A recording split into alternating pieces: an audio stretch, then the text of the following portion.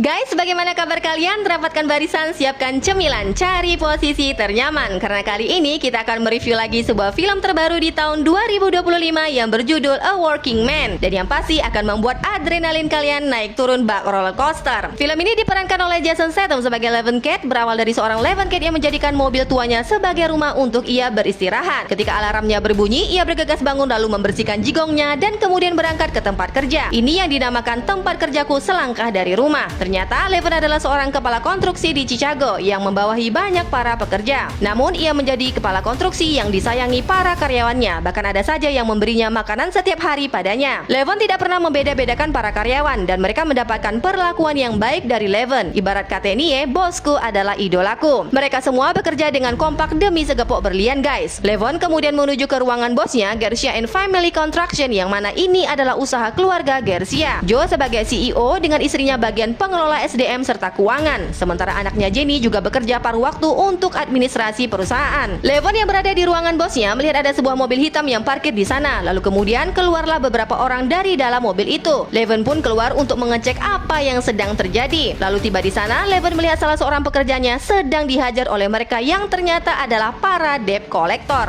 Excuse me.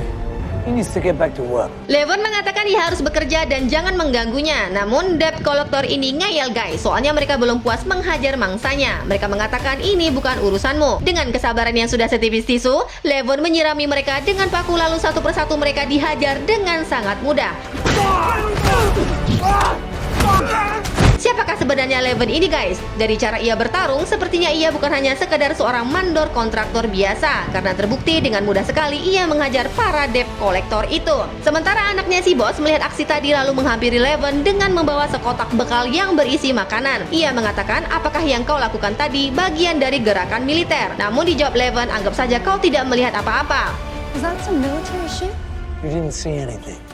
Wanita ini meminta ia mengajarinya bela diri. Namun sekali lagi ia mengingatkan bahwa anggap kau tidak melihat apapun. Gadis itu pun mengiyakan tapi meminta satu hal kepada Levin. Jika aku membutuhkan bantuanmu suatu saat nanti, maka kau harus membantuku. Tentu saja aku akan membantumu. Sepulang kerja, Levin menemui gadis kecilnya. Ternyata Levin memiliki seorang anak wanita, guys. Namun anak kecil ini setelah kematian ibunya, ia diasuh oleh kakeknya. Maka dari itu ia selalu menyempatkan untuk mengunjungi putri kecilnya. Bapak mertuanya sepertinya masih marah kepada Levin karena menganggap kematian anaknya diakibatkan pekerjaannya di masa lalu. Dan di saat putrinya membutuhkannya, ia tidak pernah ada. Sama seperti sekarang ketika putrinya membutuhkannya, sang kakek menganggap ayahnya juga tidak pernah ada. You're an unsafe parent. You're a killer. You can't pretend that you're not.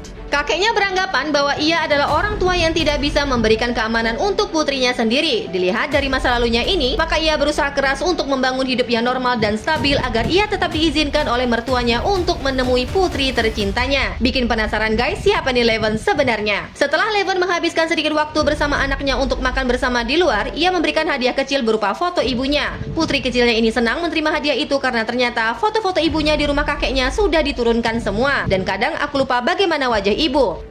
Grandpa to call Mama's pictures down. Sometimes I forget what she looks like.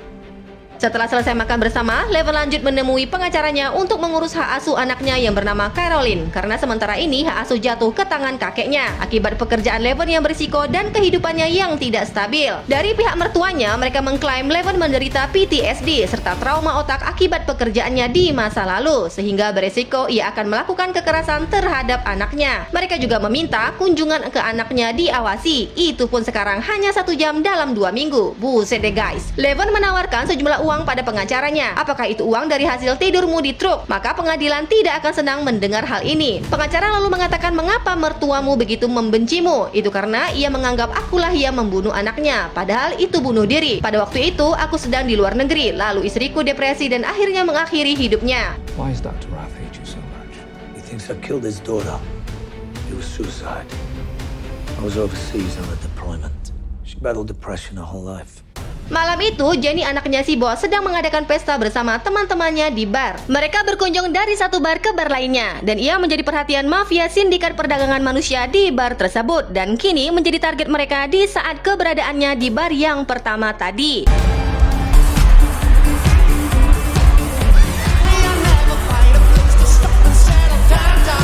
Ketika ia sedang menemani temannya yang mabuk berat muntah di toilet, seorang bartender yang bernama Johnny menghubungi salah satu anggota mafia untuk memberitahukan keberadaannya. Dan di saat keluar dari toilet, tanpa sepatah kata pun si Jenny langsung disekap.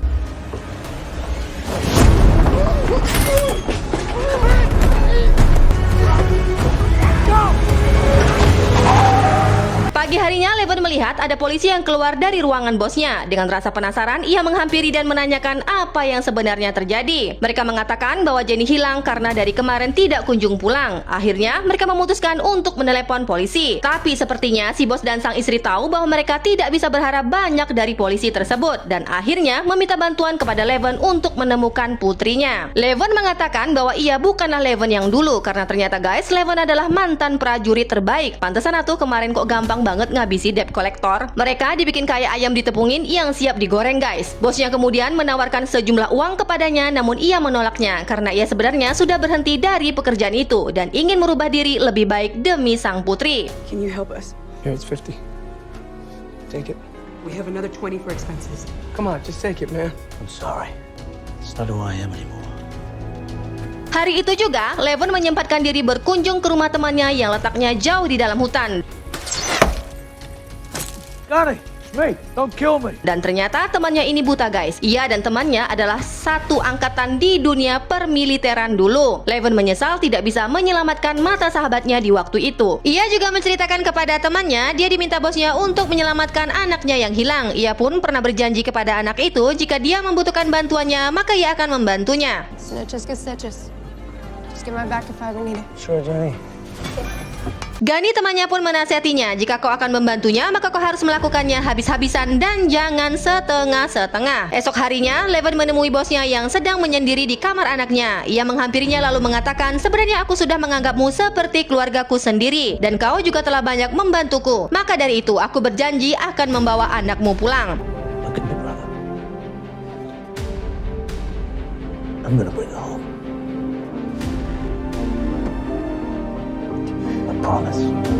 Tanpa sepeser uang imbalan guys, karena yang pastinya sebagai seorang ayah, Levon juga bisa merasakan apa yang dirasakan bosnya. Mendengar ucapan Levon, sang ayah pun terharu. Nggak menyangka juga kali ya, tanpa dibayar ia ikhlas membantu menemukan anak si mata wayangnya. Hari itu, Levon sudah sangat siap untuk mencari informasi tentang Jenny. Ia memulai dengan mengunjungi bar yang sempat didatangi Jenny terakhir sebelum ia hilang. Ia masuk ke dalam bar tersebut namun sempat sedikit curiga kepada seorang bartender yang gerak-geriknya sangat mencuri perhatian. Karena ternyata selain menjadi bartender, ia juga menjual barang haram untuk para pengunjung bar tersebut. Mata elang Levon tidak bisa dibohongi guys. Ini orang pasti ada kaitannya dengan hilangnya Jenny. Levon pun mulai menyusuri ke dalam bar tersebut dan ternyata di lorong itu ia menemukan sesuatu yang membuat azas praduganya semakin kuat. Di luar, Levon menunggu Johnny si bartender selesai dari pekerjaannya dan secara diam-diam ia sudah memasang alat pelacak GPS tracker di belakang mobil Johnny untuk memantau pergerakan Johnny karena diduga ia menjadi perantara informasi mafia human trafficking itu. Akhirnya, tibalah si Johnny di rumahnya yang ketika itu ia sedang asik menghirup racun. Dan tanpa ucapan salam, tiba-tiba si Levon ini udah nongol aja di hadapan Johnny. Johnny sempat mengatakan kalau Levon salah alamat guys dan menyuruhnya untuk segera pergi. Tanpa basa-basi, Levon menunjukkan foto wanita yang dicarinya. Namun Johnny mengatakan kalau dia tidak tahu. The one's your friend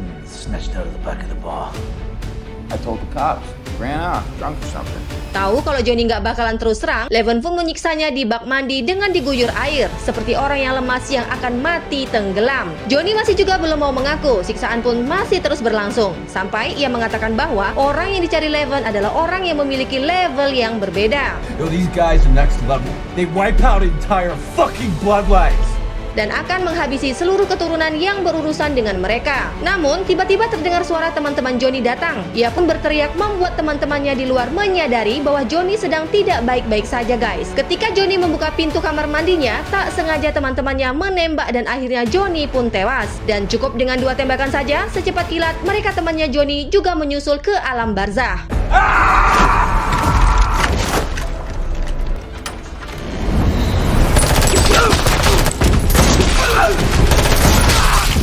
Sebelum pergi, Levon menyempatkan untuk mengecek musuhnya. Ketika ia membuka baju salah satu dari mereka, ternyata dari tato yang ada di dadanya menunjukkan bahwa mereka orang Rusia. Levon pun mengerti bahwa musuh yang ia hadapi adalah mafia Rusia, guys. Ia mengambil uang para mafia itu. Kali aja ya guys, bakal perlu tuh duit. Lalu ia pun pergi. Di tempat lain, Jenny ternyata masih hidup dan ia disekap oleh anggota mafia human trafficking. Levon yang masih mencari informasi tentang keberadaan Jenny, ia menunggu di luar rumah Johnny. Kali-kali aja bakal dapat petunjuk, guys. Ternyata emang benar. Tak lama datang sebuah mobil hitam yang isinya dua kembar siam yang pakai baju nyentrik dan seorang laki-laki berjas rapi. Otomatis ini bosnya, guys, yang bernama Wolo. Mereka masuk ke dalam dan saling adu argumen siapa sebenarnya yang telah membunuh Johnny. Mana uang mereka juga dibawa kabur lagi, yaitu uang dari transaksi gelap para mafia. Rugi bandar dong.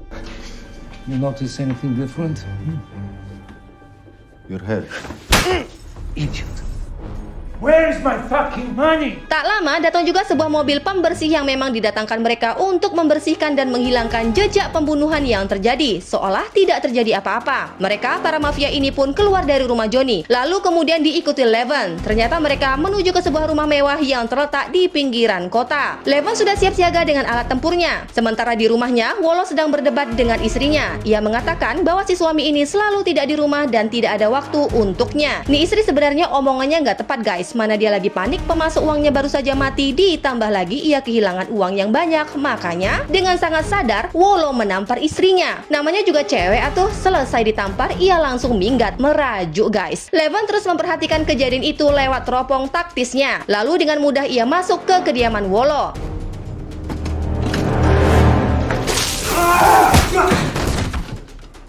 Di sana, ia menyandra Wolo dengan diikat di sebuah kursi dan tangannya yang terikat. Bener-bener kagak bisa bergerak, guys. Levon menginterogasinya, namun ia dengan sombong mengatakan bahwa ia adalah orang yang sangat berpengaruh dan salah kalau Levon menjadikannya target. I am a brother of Hiram. You and all connected with you will be hunted for 3 generations. I'm so sorry. Karena Wolo sudah kebanyakan cincong, Levon kemudian menamparnya sebagai balasan atas perbuatannya kepada istrinya tadi. Ia pun menaburi sejumlah uang yang diambilnya tadi ke Wolo dan mengatakan, sebenarnya aku mencari seorang gadis muda, dengan memperlihatkan fotonya Jenny. Tapi dijawab bahwa dia tidak mengetahuinya. Levon menjelaskan bahwa gadis itu telah diculik dan tiba-tiba Wolo menyebutkan nama Dimi. Karena menurutnya pasti ini kerjaannya Dimi. Wolo mengira Levon lah yang telah menjual gadis itu kepada Dimi. Tapi ternyata Levon mengatakan, aku tidak menjualnya dan aku akan membawanya pulang. Sadar bahwa Levon tidak main-main dan pasti akan mencarinya sampai ke lubang cacing, Wolo bertanya, siapakah kau sebenarnya? A girl. All of this is for a girl. Who are you? Who are you? Fuck you. Fuck you. Hanya demi seorang gadis, kau menghabiskan para komplotan kami. Kesabaran Levon pun habis. Kali ini ia membunuh dengan menenggelamkan Wolo di kolam renang. Sadis banget deh, guys. Setelah Wolo dihabisi, Levon mengambil HP mafia itu untuk mencari petunjuk di mana keberadaan Dimi. Seperti biasa, mobil pembersih pun tiba untuk mengurus mayatnya Wolo. Tak lama, tibalah seorang kakek tua yang bernama Simon, hadir bersama anak kembar siamnya yang nyentrik. Ia sangat penasaran mengapa Levon membunuh komplotan mereka. Padahal semua tahu bahwa Wolo adalah orang yang sangat berkuasa dan ditakuti. Simon sudah menganggap Wolo seperti saudaranya, sehingga ia pun meminta kedua anaknya untuk mencari Levon dan bawa ke hadapannya. Find this man and bring him to me. Di tempat ruang penyekapan, Jenny berusaha untuk kabur dan mengatakan kepada wanita yang mengantarkannya makanan, mungkin kalian ini sebenarnya salah orang. Padahal ia nggak tahu, guys, dia ini sebenarnya korban perdagangan manusia karena terlalu cantik kali ya. Sementara itu di kontrakannya, Levon menghubungi temannya yang bekerja di kepolisian untuk mencari informasi tentang Dimi. Temannya mengatakan dia itu bukan orang sembarangan kawan, alias Kapten Mafia dan tak lain adalah anak dari Wolo. Kau tidak mencari masalah dengannya, bukan? Tidak, aku tidak mencari masalah dengannya. Hanya saja Dimi ini mungkin terlibat dalam sindikat human trafficking. Bisakah kau mencari informasi di mana keberadaannya? Temannya pun dengan sangat berhati-hati mengatakan padanya bahwa ada bar bernama Hetis di Joylet, tempat di mana mereka menjual sabu untuk orang Rusia. Mungkin kau bisa ke sana. Malam itu Levon langsung menuju ke bar yang dimaksud. Namun kehadirannya ternyata membuat seorang anggota mafia wanita ini yang bertugas memantau kamera pengawas tidak menyukai kehadirannya karena penampilannya seperti seorang polisi. Apalagi ia tahu bahwa Levon membawa pistol di sakunya. Akhirnya Levon dihampiri dia oleh teman dari wanita itu. Dan ketika ia menunjukkan sejumlah uang, Leven langsung dibawa menemui bos mereka, Duck, sekaligus pemilik wilayah ini. Namun untuk mempercayai mereka bahwa Leven adalah orang yang bisa dipercaya, maka Duck pun meminta anak buahnya untuk menghajarnya. Let's play.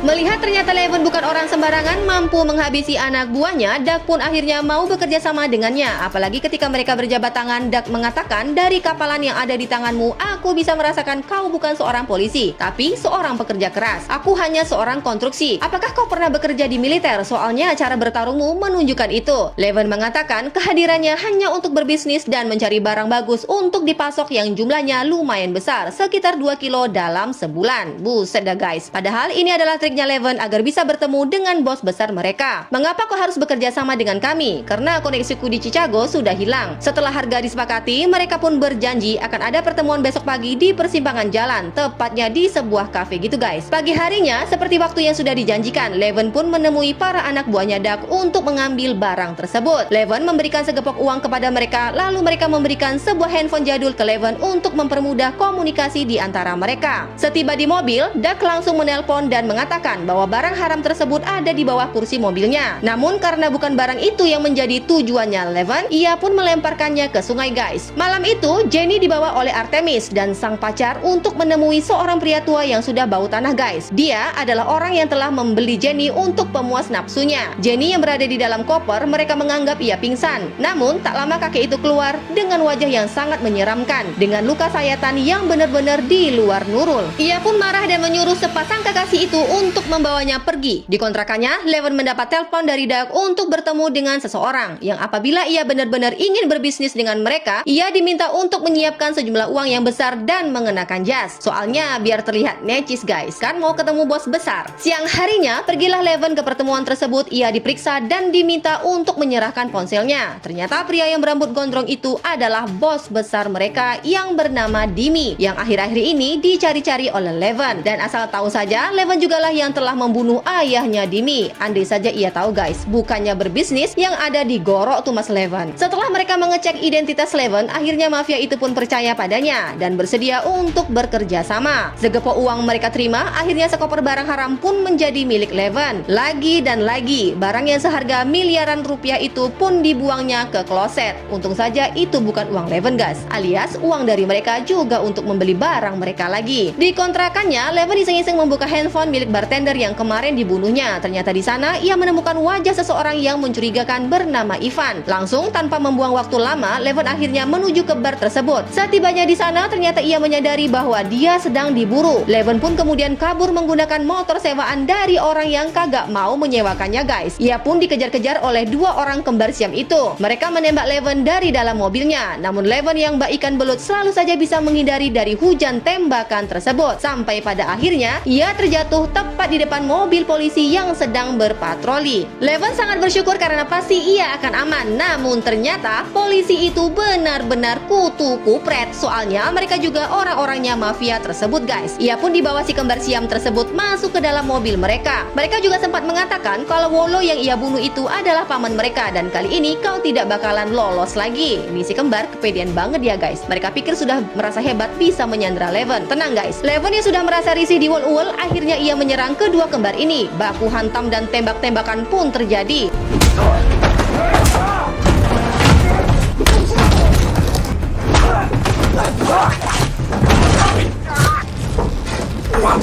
Dan salah satu peluru tersebut mengenai sang sopir hingga membuat mobil oleng dan terjatuh tepat di tepi sungai. Tanpa membutuhkan waktu lama, martil yang ada di depan mata digunakan Leven untuk menghajar mereka tanpa ampun. Sadis banget dah guys. Lalu terakhir ia menembak kedua kembar siam tersebut. Leven pun keluar dari mobil itu dan mendorong mobil masuk ke dalam sungai. Tak lama ayahnya si kembar mendapat berita bahwa anak-anaknya telah tewas. Ia pun bergegas untuk menemui anak-anaknya yang sudah terbujur kaku. Di salah satu bar milik Dimi, ini, ia menemui Artemis dan sang pacar. Dimi sangat murka karena mendapatkan laporan dari kakek tua tersebut di mana wanita yang telah dijual kepadanya itu ternyata melukai dirinya dengan 36 jahitan di pipinya, guys. Dimi mengatakan, aku berbisnis kesenangan, bukan bisnis operasi, sehingga membuatnya mengalami kerugian yang besar. Tempat lain, Simon yang terluka meminta bantuan kepada teman-temannya yang berada di lingkaran mafia. Ia menceritakan apa yang telah terjadi, dan dengan pertimbangan yang matang, guys, akhirnya temannya memberikannya 2 orang pembunuh profesional untuk memburu Leven. Dan tempat pertama yang menjadi sasaran Simon adalah menemui Dimi. Simon benar-benar emosi karena akibat ulahnya lah ayahnya Wolo mati dan si kembar yang sudah dianggapnya anak sendiri juga mereka tewas mengenaskan. Bar tersebut dihujani senjata bertubi-tubi dan sekarang Dimi juga mendapatkan hadiah bogem dari pembunuh profesional tersebut. Simon menghampirinya lalu memperlihatkan sebuah foto Leven dan mengatakan sebenarnya laki-laki ini sedang memburumu dan kemanapun kau pergi pasti ia akan menemukanmu. Beralih kepada kedua pembunuh profesional tadi, mereka menyewa seorang hacker untuk mencari informasi tentang Leven dan akhirnya mereka menemukan ternyata dia adalah mantan tentara terbaik. Di rumahnya, sang mertua yang sedang berolahraga ternyata dikunjungi orang yang tidak diharapkan. Sementara Leven mendapatkan telepon dari tempat sekolah anaknya bahwa ia diminta untuk menjemput karena sampai sekarang sang kakek nggak juga muncul batang hidungnya di sekolah. Sebenarnya, Leven agak sedikit curiga soalnya tidak pernah ayah mertuanya tidak menjemput putrinya Mary. Di dalam mobil, Leven mengatakan pada anaknya bahwa dia telah melakukan kesalahan besar dan sekarang dikejar-kejar oleh orang-orang jahat. Aku tidak ingin orang yang aku sayang terluka. Coba kau cek lewat ponselmu di mana keberadaan kakekmu. Leven pun bergegas ke rumah mertuanya. Tiba di sana, ia melihat rumah mertuanya sudah terbakar. Segera ia menuju ke dalam rumah mencari keberadaan mertuanya. Ternyata ia masih hidup. Sang kakek pun dibawa keluar dengan wajah yang cemong-cemong. Si mertua menyebutkan apakah mereka orang Rusia. Mereka mencarimu dan ini semua karenamu. Namun langsung ditimpal oleh cucunya yang mengatakan ayah bisa saja meninggalkanmu di sana. Namun dia memilih untuk menyelamatkanmu. Kakeknya bagi kesabar petir di siang bolong. Gak menyangka cucu kesayangannya bisa berkata seperti itu. Leven pun meminta izin sang mertua untuk mengamankan Mary karena dia tahu satu persatu orang-orang kesayangannya akan diburu oleh mereka. Di perjalanan, Leven mengutarakan maksudnya kepada Mary bahwa demi keamanannya ia akan membawa Mary untuk tinggal bersama temannya yang berada di pedesaan alias Gani. Sesampainya di sana, Leven pun menceritakan apa yang sedang terjadi padanya dan memohon bantuannya untuk sementara demi keamanan anaknya aku menitipkan dia di sini. Gani pun mengatakan apakah kau bisa menemukan wanita itu? Aku yakin aku akan menemukannya dan pasti membawanya pulang ke keluarganya. Aku harus menanyakan hal ini kepada Dimi karena semua bukti mengarah kepadanya. Gani lalu mengajak Leven memilih senjata yang tepat untuknya yang akan digunakan nanti berperang melawan para gembong mafia. Beh guys, ruangannya seperti toko senjata. Soalnya banyak banget koleksinya. Dan setelah menemukan yang cocok, Leven pun berpamitan kepada anaknya bahwa ia pasti akan kembali lagi untuk menjemputnya. Beralih ke Jenny, saat ini ia berada di dalam mobil bersama Artemis dan sang pacar. Tahu sepertinya ia akan dibunuh karena sudah membuat pelanggannya terluka dengan 36 jahitan, ia pun mulai memperbanyak doanya guys, agar Tuhan memberikannya kesempatan untuk selamat dari mereka. Seperti mendapatkan kekuatan, tiba-tiba saja Jenny beraksi. Ia menendang Artemis dan terjadilah kekacauan di dalam mobil, sehingga membuat sang pacar tidak konsentrasi mengemudi dan akhirnya nyungsep di rawa-rawa. I gotta pull over and load this bitch with some fucking sleeping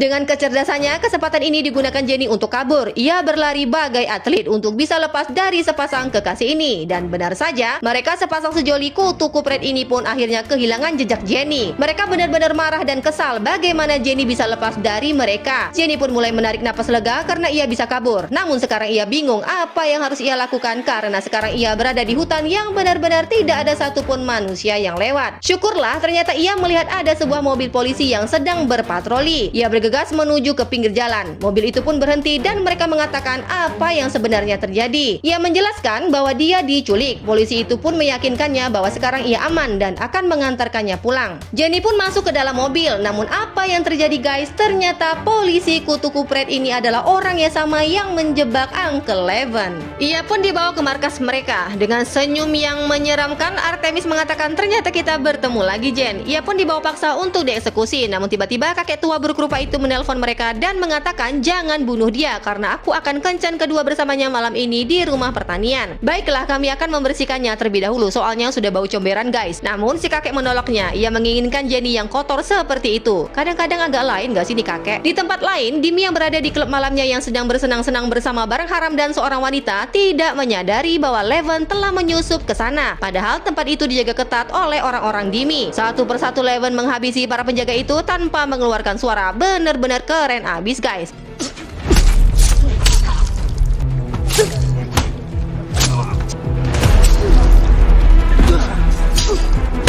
Sampai akhirnya ia menembak para penjaga yang ada di dekat Dimi. Dimi pun ketakutan dan menggunakan wanitanya sebagai tameng. Dia pikir bisa mengelabui Leven. Ternyata tidak guys. Tanpa ragu, Leven menembak Dimi yang membuat tangannya bolong. Sadis banget dah. Ia menyuruh wanita itu untuk mengambil semua uang Dimi dan jalani hidupmu yang lebih baik. Leven mengeluarkan foto Jenny dan bertanya kemanakah dia. Dimi heran mengapa Leven sampai beringas seperti ini hanya untuk mencari seorang wanita. Itu karena aku berjanji padanya bahwa aku akan melindunginya. Dimi tahu Leven bakalan kagak melepaskannya, maka dia pun memberitahukan alamat di mana Jenny disekap. Setelah Dimi mengantarkan Leven ke alamat yang dimaksud, Leven pun menanyakan mengapa harus Jenny yang menjadi korban. Itu karena kami mengambil foto-foto gadis yang berada di klub, lalu kami berikan kepada pelanggan dan ternyata mereka memilih Jenny dan kemudian kami mengatur semuanya. Tapi kenapa kau melakukan ini? Apakah kau punya anak wanita? Jika tidak, maka kau tidak akan pernah mengerti. Setelah apa yang menjadi pertanyaannya Leven terjawab, Dimi pun sudah tidak berguna lagi di matanya. Dan sekali lagi guys, ia pun dieksekusi mati. Rumah yang terletak di tengah hutan itu ternyata adalah tempat gembong perjudian dan sekarang Jenny juga sudah berada di sana. Leven yang sudah sangat siap dengan aksinya maju dan satu persatu berhasil menumbangkan sistem keamanan lawan. Di barnya, Doug ditelepon oleh komplotannya bahwa mereka diminta untuk segera memburu Leven karena ternyata selama ini dia adalah orang yang telah membunuh setengah lusin orang Rusia. Jenny kini dibawa ke sebuah ruangan, lalu mereka segera memanggil kakek tua bahwa mereka sudah mempersiapkan Jenny. Sementara Leven yang sudah berada di dalam markas mereka mengebom sebagian tempat itu dan membuat para penjudi kabur bak ayam kehilangan induknya. Doug yang baru saja sampai segera mengerahkan orang-orangnya untuk menghabisi Leven. Baku tembak pun tak terhindarkan, hujan peluru di mana-mana. Leven yang seorang diri ternyata dikeroyok mafia se-RT guys. Sungguh pertempuran yang sangat membagongkan. Dengan mudah ia akhirnya menumpaskan para mafia yang se-RT itu dengan sangat sadis.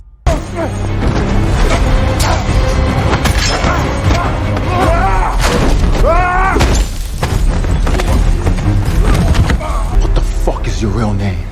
Leven.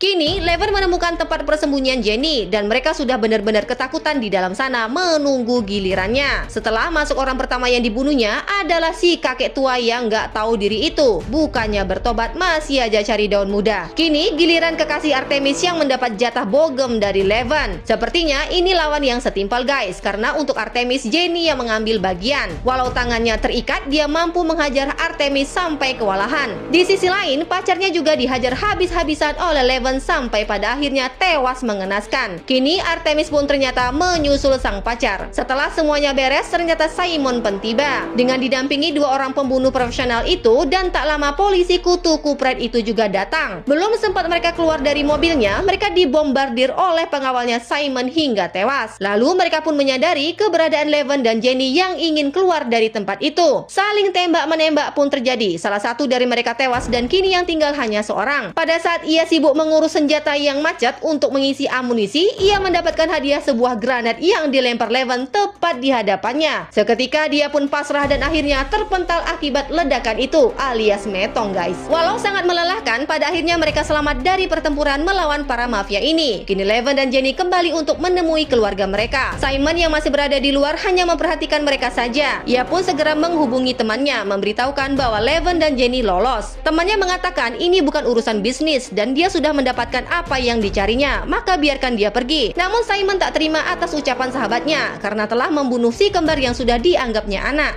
The devil has what he came for. Let him go. But I will not turn the other cheek. To the man who killed my children. Then we will kill you. The Brotherhood comes before your personal vengeance. Do you understand? Simon pun tidak bisa berbuat apa-apa. Ia sangat kecewa dengan keputusan sahabatnya tersebut. Pagi harinya, tibalah Leven yang mengantar Jenny sampai ke rumahnya. Dan pada waktu itu, semua keluarga sedang berkumpul. Ketika mereka mendengar seperti ada orang yang datang dan ternyata itu adalah anaknya beserta Leven, sang ayah dan ibu syok melihat Jenny karena mereka tidak menyangka akan bertemu lagi dengan putrinya.